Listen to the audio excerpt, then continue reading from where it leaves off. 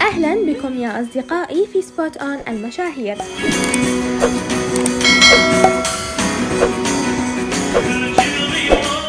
وكما تعلمون يا أصدقائي، خلال الأيام الأخيرة نفذت السلطات التركية حملة واسعة شملت عدد من المشاهير بتهمة التحريض على تعاطي المواد المخدرة، وتم توقيف بعضهم وأخذ عينات للفحص.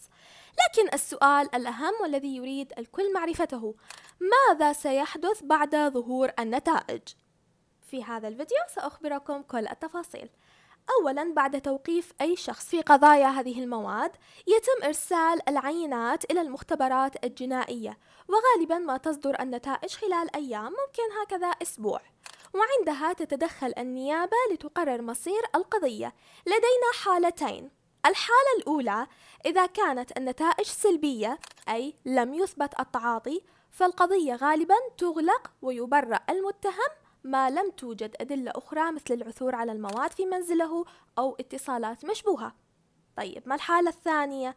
الحالة الثانية إذا كانت النتائج إيجابية، فالقانون هنا يفرق بين من يتعاطى للاستخدام الشخصي وبين من يتاجر أو يروج. من يثبت عليه أنه متعاطي فقط لا يسجن مباشرة، بل يحال إلى برنامج علاجي ومراقبة مدتها 5 سنوات تقريبا. إذا التزم هذا الشخص بالعلاج ولم يكرر هذا الفعل، تغلق قضيته نهائيا دون الحكم عليه بالسجن أبدا، يعني لم يدخل للسجن أبدا. أما إذا خالف الشروط أو عاد للتعاطي، تفتح القضية من جديد. الحالة الأخرى إذا ثبت أنه يتاجر بها أو يروج لها، القانون هنا صارم جدا، العقوبة قد تصل إلى عشرات السنين من السجن، خصوصا إذا كان الفعل ضمن شبكة منظمة أو شمل كميات كبيرة. فقط من يتعاون مع السلطات ويدلي بمعلومات مهمة يمكن أن يحصل على تخفيف في الحكم، تخفيف وليس براءة.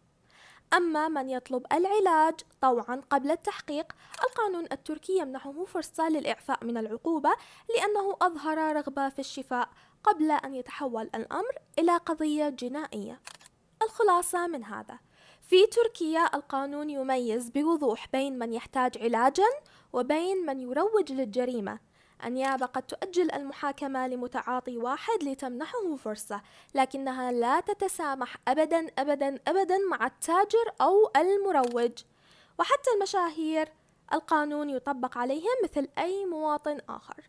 وهكذا اختصرت لكم هذه الحكاية.